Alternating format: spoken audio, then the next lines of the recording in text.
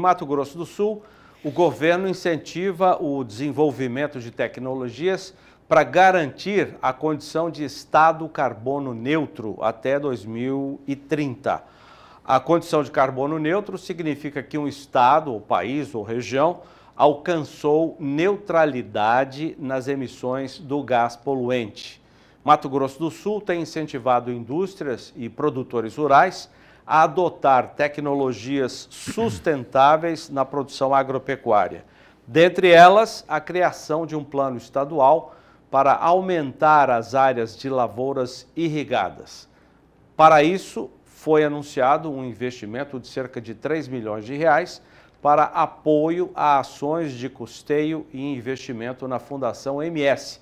Fundação MS, que é uma entidade de pesquisa e de difusão de tecnologias do agro no estado. Os produtores e indústrias podem contar com investimentos em pivôs de irrigação movidos à energia solar e com sistemas de monitoramento de safra. Muitas novidades como essas foram apresentadas recentemente, agora, este mês, na 27ª Showtech, que é uma feira de tecnologia tradicional da Fundação MS, realizada em Maracaju. João Pedro Cuti Dias, o que te parece esses programas de investimento em tecnologia para o agro? Renan, nós estamos vivendo um momento de insegurança climática e insegurança alimentar. Você tem que procurar caminhos. O governo está procurando, acho que isso é muito positivo. A pesquisa de desenvolver, por exemplo, lá na Showtech, foram vendidos, só uma empresa vendeu mais de 50 conjuntos de irrigação. Você tem que, além da questão dos equipamentos, você tem que levar a questão da energia. Hoje o grande gargalo é você puxar linhas de transmissão. À medida que se desenvolver, e hoje há uma preocupação no mundo inteiro de desenvolver baterias para acumular essa energia que foi gerada ou pelo sol durante o período de luz solar ou pelo vento, você vai ter no futuro alternativas muito boas. Então eu acho que a irrigação passa por isso, passa pela questão do acúmulo de água nos períodos que tem a maior abundância, como o caso do Rio Grande do Sul, por exemplo, grande parte desse arroz que nós estamos falando aí, que é 70% do arroz brasileiro produzido, é produzido em áreas de açudes, áreas que recebem chuva no período, antes era no período de inverno, agora foi em período de verão, foi essa destruição em massa no sul, mas normalmente é no período de inverno para ser usada no plantio de arroz no período que vai a partir de setembro, outubro. Então eu acho que é muito importante isso. E a pesquisa, não é? Essa pesquisa não é só a questão de você desenvolver tecnologias para ampliar o trabalho, melhorar o trabalho das integração.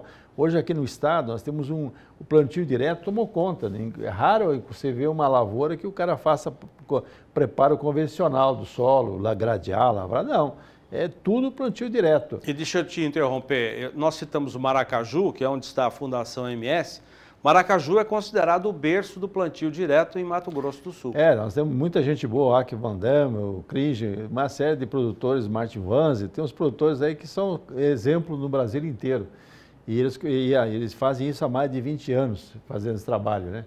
Então, à medida que esses produtores fazem um trabalho de protocolos, eles plantam soja e depois vão plantar milho segunda safra. Plantam milho sozinho? Não.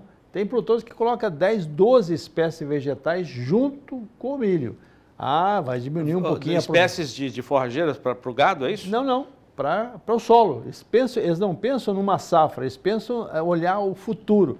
Não a safra seguinte, eles pensam em várias safras para frente. Tem produtores que tinham o solo deles, tinha 1% de matéria orgânica, questão de 15, 20 anos atrás. Manejo correto, uso de fertilizantes naturais, uso de fazer esses modelos de plantio integrado, ele conseguiu passar de 1% para 5% de matéria orgânica. Cada 1%, o que representa esse avanço? Cada 1% de matéria orgânica a mais no solo são 10 toneladas de carbono que foram fixadas, são 26 toneladas de CO2 que foram fixadas. Então, você tira da atmosfera e joga no solo. E é o certo, porque no planeta, quando as condições estavam normais, nós tínhamos 3/4 do carbono no chão, 1/4 na atmosfera. Aí nós pegamos esse carbono no chão, petróleo, carvão, etc., queimamos, saiu do chão, foi para o ar. Hoje nós temos o dobro, mais que o dobro da concentração de CO2 no ar do que tinha antes da Revolução Industrial. Então nós entupimos. Então esses são os gases de efeito estufa. Então hoje nós fizemos isso. Exemplo, soja. A cultura que nós temos mais aqui no Mato Grosso do Sul é soja. 4.300.000 hectares de soja. Você não usa quase nada de fertilizantes nitrogenados. Por quê? Porque o pessoal usa inoculação e as bactérias vão fixar nitrogênio, que é o elemento que a soja mais usa para produzir o grão dela. À medida que eu tenho, que depois eu plante um milho, por exemplo, mais braquiária, mais crotalária e outras plantas que eles estão usando, eu estou fazendo o quê? Eu estou criando condições para que haja um aumento de matéria orgânica no solo. Matéria orgânica no solo quer dizer alimento para microbiota, bactérias, fungos, actinomicetas, uma imensidão de micro-organismos que estão no solo. Esses micro-organismos, eles podem pegar nitrogênio do ar, transformar em matéria orgânica, transformar em tecido vivo, depois, quando eles morrem, liberar para a planta. Tudo isso, quanto mais pesquisar, quanto mais trabalhar e o produtor adotar essas tecnologias, eu, em vez de usar uma fonte de potássio que tem cloro, cloro é inimigo da microbiota, eu uso uma fonte de potássio que não tem cloro. Eu estou ajudando essa microbiota do solo. Tudo esse modelo. E na pecuária? Na pecuária, por exemplo, se eu tenho uma área de pastagem degradada, o que eu vou produzir? Uma arroba por hectare? Esse animal que está na minha fazenda vai demorar quanto tempo para ficar pronto? 40, 50 meses? Quando eu faço um bom manejo, quando eu termino esse animal, eu trago ele para 24 meses. Então eu corto pela metade as emissões de gases de metano, por exemplo. Então tudo isso, o somatório disso leva a essa preocupação que o governo está fazendo, de desenvolver, de estimular a adoção desses protocolos, visando uma agricultura mais sustentável e uma agricultura sequestradora de carbono.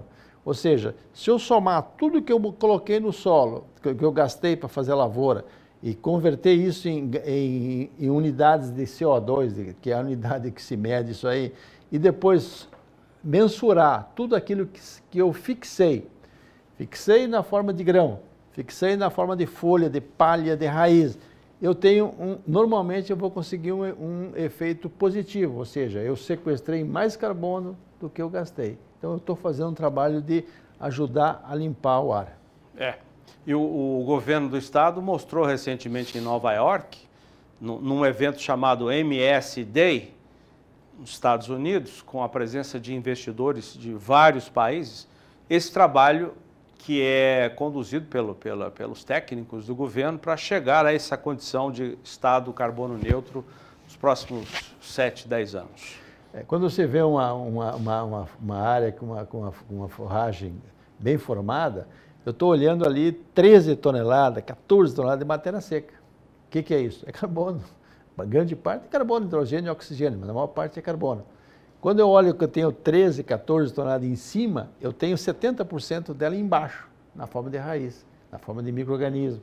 Então, você imagina o papel que a agropecuária tem nesse momento em que nós estamos, o mundo inteiro preocupado em tentar achar caminhos para diminuir essa questão dos gases de efeito estufa e, consequentemente, o chamado aquecimento global. O papel que tem o setor rural é muito importante, tanto na questão alimentar, que é a segurança alimentar de todos nós, como também na questão ambiental, por ajudar a frear esse aumento desses gases na atmosfera. Então o Estado está fazendo um trabalho bom, ele está estimulando isso. Nós estamos transformando a cada ano 250, 300 mil hectares que são pastagens degradadas em eucalipto, em lavoura de soja, em pastagem boa, enfim, isso é aquilo que se prega, que se mostra que é o papel do setor rural. Nós temos algum gargalo. O gargalo maior que nós temos aqui no estado é a questão de logística. Nós dependemos muito do transporte rodoviário. Nós precisaríamos ter mais transporte hidroviário. Tem o Rio Paraguai, tem o Paraná, mas o Paraguai já é uma hidrovia que está consolidada. Nós teríamos que ter ferrovias. Eu vejo, meses atrás, eu estava em Chapadão do Sul, tinha um comboio com mais de 90 vagões vindo do Mato Grosso. Cada vagão traz 90 toneladas, ou seja, 2 carretas praticamente. Tinha um comboio carregando lá em Chapadão e um terceiro comboio esperando para entrar na linha. Ou seja, quando eu consigo fazer isso, eu reduzo a minha pegada de carbono. As empresas que estão se instalando aqui no estado para produzir celulose, 2 milhões de toneladas de celulose por ano. Agora, tu imagina, divide isso por 12 meses, nós estamos falando em 150 mil toneladas por mês. Nós precisaríamos de 3 mil carretas para levar isso. O que eles estão pedindo? Estão propondo construção de ramais ferroviários. Eles vão fazer o projeto, vão construir e vão operar para levar até um ponto onde ele entre na rede que vai até o Porto de Santos. Então, essas coisas são positivas. Então, isso é importante. E o governo e o Estado, ele age como um fator indutor nesse processo.